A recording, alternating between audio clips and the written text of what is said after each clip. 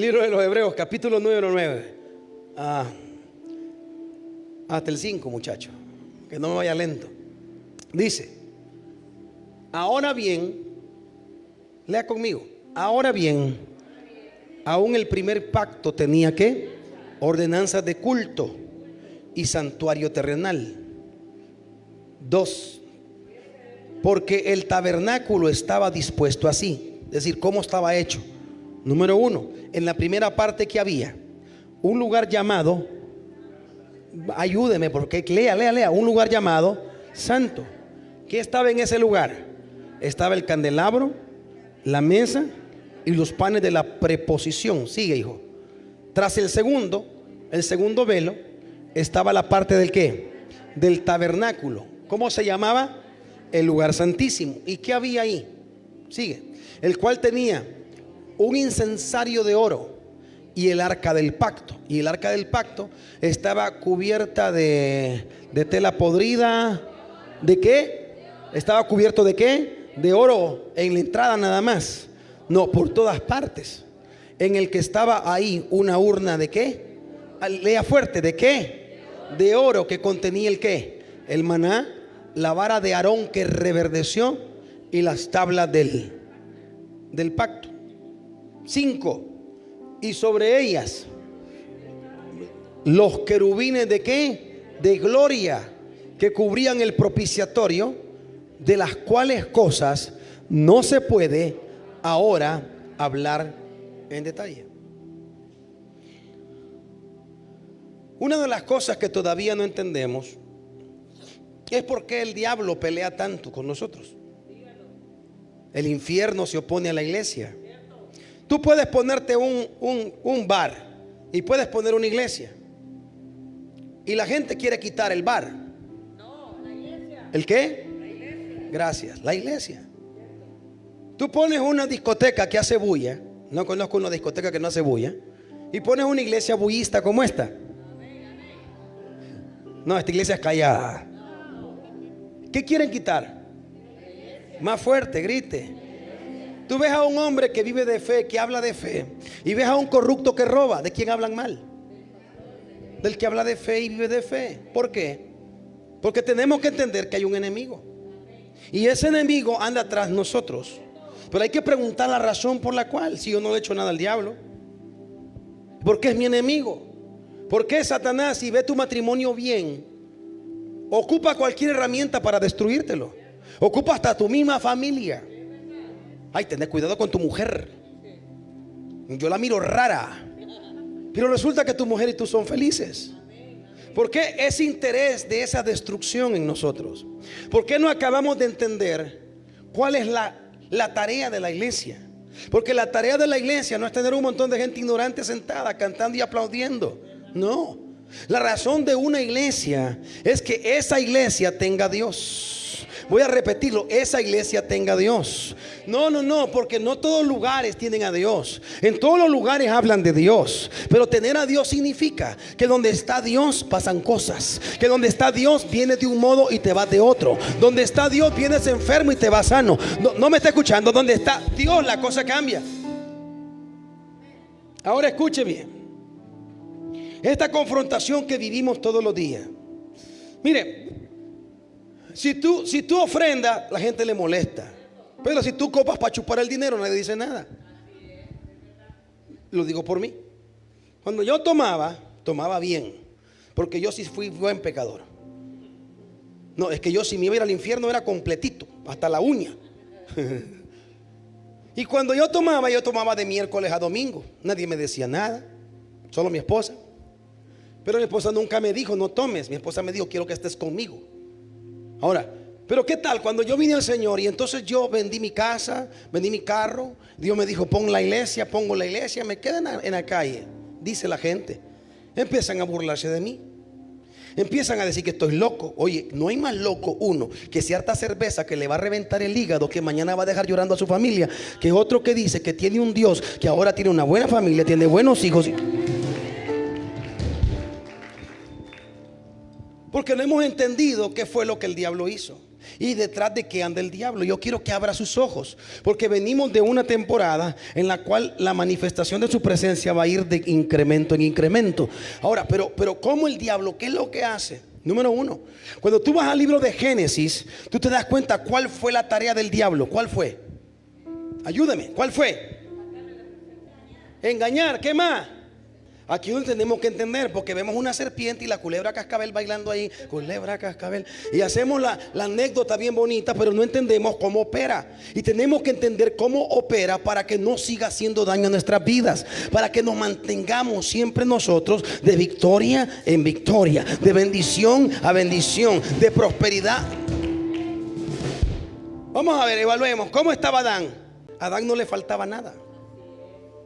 Adán no tenía ausencia de nada. Todo estaba, y estaba todo en abundancia. No, él quería comer. Lo que quería, había.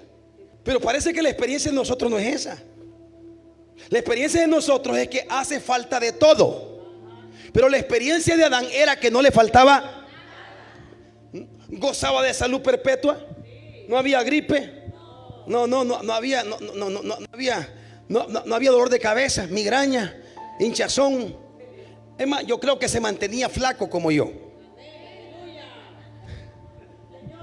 Adán y Eva no tenían problemas. No, un pleito no lo ves nunca. No hay gritos en ese matrimonio. Qué raro ese matrimonio. Pero parece que la experiencia de Adán es una. Dos. Pero ¿por qué el diablo llega y qué le quiere quitar? Porque resulta que después de que Adán peca, Adán lo pierde todo. Pero ¿qué fue lo que perdió? Perdió la paz, perdió la alegría, perdió los sueños, perdió el billete. ¿Qué perdió? Tuvo que trabajar, tuvo que sudar más. Antes tenía aire acondicionado 24 horas, no sudaba, no transpiraba. Antes no tenía que pelearse para ver cómo le saco a la tierra. Antes le decía a la tierra, quiero coco, la tierra le daba coco. Pero no entendió cuál fue la tarea del diablo. Entró el diablo a meter el pecado, porque la paga del pecado es y la palabra muerte es palabra separación. Voy a repetirlo acá. La palabra muerte es separarte de. ¿Y dónde estaba Adán antes? En el Edén. ¿Y qué había en el Edén? Grítelo más fuerte. Había todo. El temor no es la ausencia de la protección, es la ausencia de Dios. Voy a repetir, la pobreza no es la ausencia de dinero, es ausencia de Dios. La felicidad no es la ausencia de fiesta, es la ausencia de Dios. Porque donde está Dios hay gozo, donde está Dios hay esperanza, donde está Dios hay poder. Donde alguien grite amén. Entonces el diablo dice, el plan es este: sepáralo de ese lugar. Y cuando lo separes de ese lugar, él entonces no tendrá nada. Y cuando no tenga nada, entonces yo lo tendré todo. Aparece la serpiente y el engaño que le trae es este: ponte rebelde con Dios. ¿Por qué? Porque resulta que ningún rebelde le va a ir bien. Y se pone rebelde a Adán y Eva. Y tú sabes, el problema no fue la manzana verde que se comieron. No, el problema no fue ese kiwi con semillas que se comieron. El problema era que eso los iba a separar de Dios. Y al separarse de su presencia, ellos iban a tener ausencia de todo. Usted no ha comprendido eso, que cuando usted buscó a Dios, o Dios lo buscó a usted la primera vez, su vida cambió. ¿Cambió su vida, sí o no? Dejó de ser la vieja amargada que era antes. Dejó de ser la vieja pleitista que era antes. Dejó de ser el marido loco que era antes. Pero con el tiempo volvió usted a recaer en lo mismo. Porque lo que usted volvió a perder, ¿qué fue? Fue la presencia. Y por eso cuando tú miras a los grandes hombres que se consideran héroes en la Biblia, que no fueron héroes por ser fuertes, no fueron héroes por ser inteligentes, fueron héroes porque siempre caminaron con su presencia. Allá escuchaba diciendo uno: yo no iré si tú no vas. Pero nosotros vamos sin él, y por eso nos vamos a dar en la torre. Se casan sin él y por eso 2 meses después están divorciados. Estos hombres entendieron que el secreto era lo que Adán había perdido. Adán no perdió religión, Adán no perdió precepto. Lo que perdió Adán fue su presencia. Y cuando perdió su presencia, Adán fue vulnerable a la enfermedad. Adán fue vulnerable a todo. El riesgo más grande en la vida no es caminar en medio de la maldad, es caminar en medio de cualquier cosa, pero sin su presencia. Lo que protege mi vida es su presencia. No la protege el auto que manejo.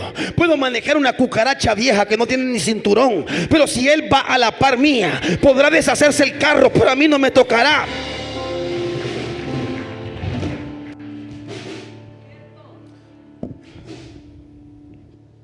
Entonces la tarea de Jesús, ¿cuál fue? ¿Traer religión? Pero es lo que tenemos ahora. Un montón que se sabe los coritos, se sabe la Biblia, sabe de orar, sabe, pero no hace. Jesús no vino a restaurar religión.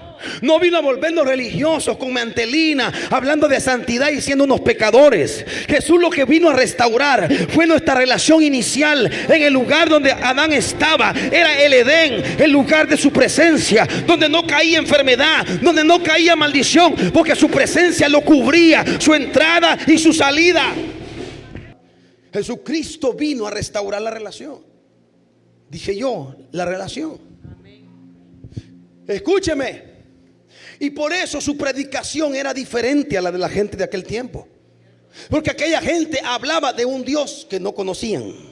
Porque mucha gente habla de Dios, pero no lo conoces. Yo sí conozco a Dios. Él cambió mi vida. Un día recibí a Jesús como Señor y mi Salvador, y mi vida cambió. El guaro lo dejé el cigarro, no por ella, lo dejé porque a él le molestaba. Y me di cuenta que a él le agradaba que yo fuera solo para él, que mi boca fuera solo para él. Por eso no fumo, por eso no tengo otra mujer, tengo solo una.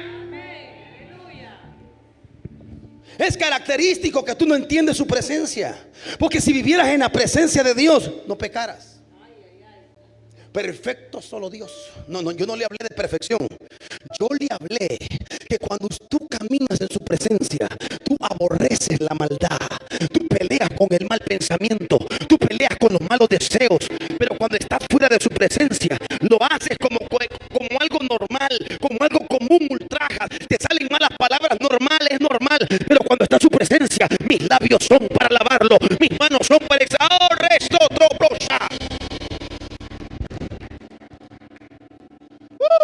Diga conmigo su presencia. Grítelo. Los hombres de Dios que están marcados aprendieron a buscar su presencia. Por eso usted no busque el favor de los hombres, porque los hombres siempre te van a avergonzar, te van a menospreciar, te van a hacer sentir basura. Aprende a tener el favor de Dios. Yo me congrego para honrarlo a Él. Yo vine al lugar llamado a su presencia, porque en este lugar yo tengo gozo. En este lugar se me quita la ansiedad, se arranca la tristeza, porque en su presencia hay plenitud de gozo. Entonces tener a Jesucristo no es tener religión.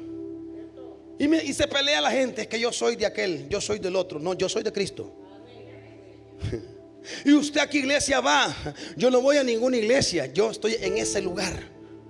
¿A dónde? En ese lugar donde está su. Es decir, la razón de estar en un ministerio, en una iglesia, no deberían de ser las sillas, ni el aire acondicionado. No debería de ser la buena predicación del hombre que les habla. Debería de ser la pregunta: donde tú estás sentado, donde tú te congregas, ¿está sí o sí la presencia? Porque si está la presencia de Dios, tú no puedes salir igual esta tarde. Tú no puedes irte con la misma represión que tienes. Tú no puedes irte igual, porque donde está su presencia hay cambio. Donde está su presencia hay transformación. Donde está su presencia hay un antes y un después. Dice, Dios mío, dice: ahora bien, el primer pacto tenía ordenanzas de culto y un santuario terrenal. Diga conmigo, santuario. Grite, por favor. Una vez más, grite. La palabra santuario es la palabra un lugar consagrado para. Se conoce como santuario. Es un lugar donde tú separas y lo apartas para alguien. Se llama santuario. La Biblia lo llamará de otra manera, lo llamará altar. Un lugar apartado. Este lugar está apartado para honrar a Dios. Voy a repetirlo acá. Está apartado para honrar a Dios. No, en este lugar no puede haber otra música que no honre a Dios. Esos instrumentos no pueden tocar la bachata, el perreo para el perro. No, estas cosas, estos instrumentos están consagrados. ¿Para quién? Más fuerte. Están separados para Dios. La gente que se sube aquí la hemos apartado para Dios y les enseñamos a vivir apartados para Dios. Por eso tú de un mismo galón no te puede salir aceite y salirte agua, ni salirte limonada y a la vez Coca-Cola. O le sale coca para su diabetes, o le sale limonada para la vitamina C. Igual en una verdadera iglesia que su presencia se manifiesta y se retiene, no puede ocuparse las cosas para dos cosas. En las crisis que hemos vivido, pensamos nosotros cuántas cosas para resolverla en esta iglesia. Un día sentados pensamos, ¿y qué tal si alquilamos? Y alquilamos para eventos. Yo recuerdo que lo pensamos cuántas veces. Pero resulta que siempre llegaba la conciencia. ¿Y para qué hemos comprado este lugar? ¿Para que aquí se estén haciendo bodas y la gente hablando tontería? No, este lugar ha sido hecho para que Dios sea honrado sobre todas las cosas. El que nos dio la vida, el que nos da la prosperidad, el que en su mano tiene la bendición, el destino de mi familia. Este lugar es para honrarlo, para alabarlo, para exaltarlo. Este lugar para darle gloria. Y dice que el primer pacto tenía un santuario, póngalo. Tenía un santuario, tenía ordenanzas de culto y un santuario terrenal. Verso 2: porque el tabernáculo estaba dispuesto así. Mire cuál era el orden de aquel lugar que había sido hecho para Dios. Mire el orden cuál era. Tenía un orden, grite orden. Yo reconozco donde está la presencia de Dios. En primer lugar, la gente que se mueve en aquel lugar vive por orden. Hay un orden. En su presencia no puede haber desorden. Por eso yo no creo en los predicadores que hablan de un Dios poderoso y no viven en orden.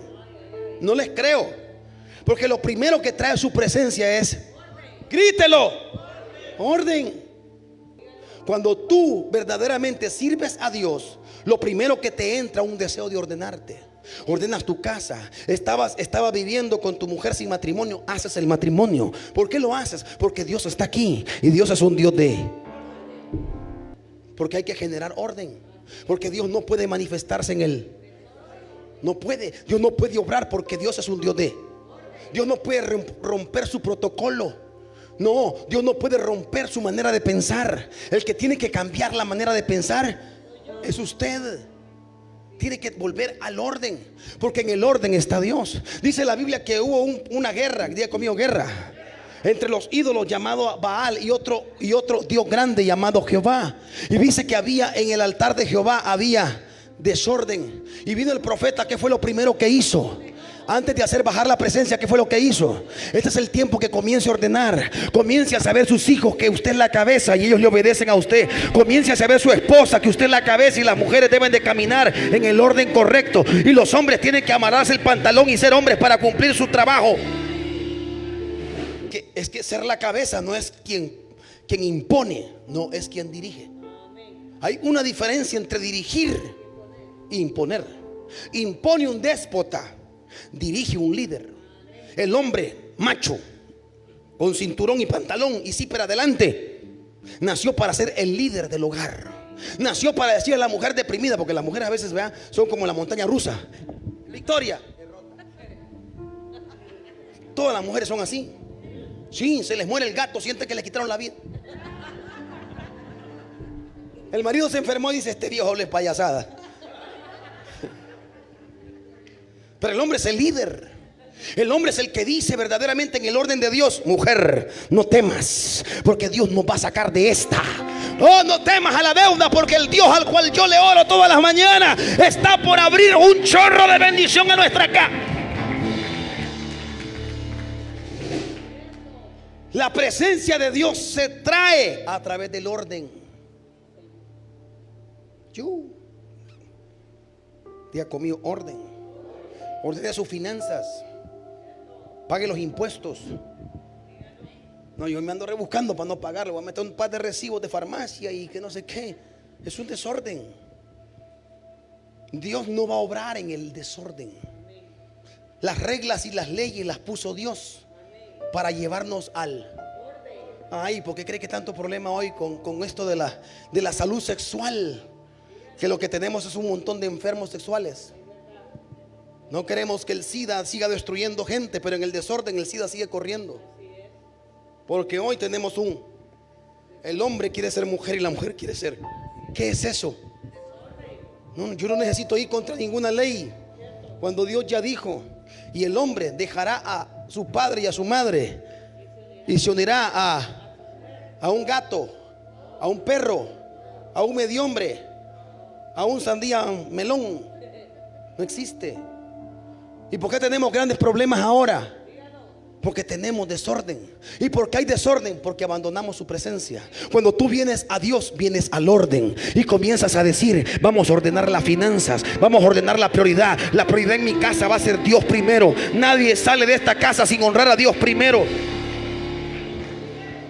Déjeme irme. 2. Porque el tabernáculo, verso 2, porque el tabernáculo estaba dispuesto así. Veamos el orden, ¿cuál era? La primera parte se llamaba ¿cómo? La palabra santo significa apartado. Ese lugar estaba apartado para algo. En él estaba el candelabro en la mesa y los panes de la proposición. Escucha lo que había a la entrada. Lo que había a la entrada era el candelabro. ¿Y qué tiene un candelabro? ¿Para qué es? La luz.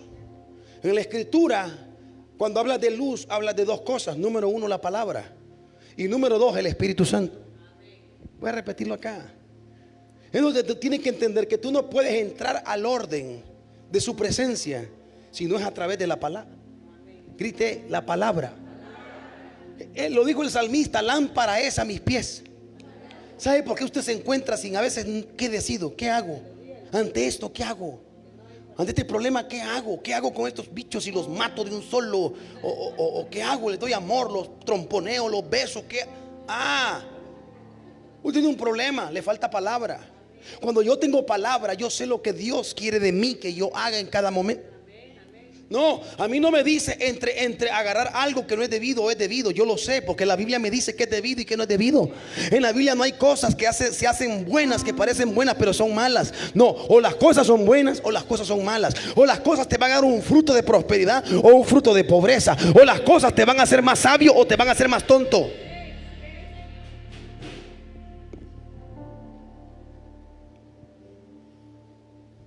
Dos, el Espíritu Santo. Diga conmigo, la palabra y el Espíritu Santo. ¿Quién es el que te incomoda a dejar de hacer las cosas malas? ¿Tu suegra? ¿Tu pastor? Es el Espíritu Santo. Si verdaderamente lo tienes, es el que te hace sentir mal. Le pitaste la vieja medio mundo en la calle y con una gran calcamonía que dice: todo lo puedo en Cristo que me fortalece. Wow. Y no te incomodaste, no te sentiste mal, lo viste normal. Hay un problema. En verdad tú no tienes al Espíritu Santo. Porque el Espíritu Santo te llevará siempre a la humildad. Los frutos del Espíritu son gozo, paz, amor, benignidad, mansedumbre, templanza. ¿Tiene usted alguna de esas? No, yo no soy el perfecto es Él. Solo que yo lo dejo operar aquí. Opera, háblame, dime. No solo me hables para profetizar, hábleme para decirme a mí que está malo. Y yo voy a buscar obedecer.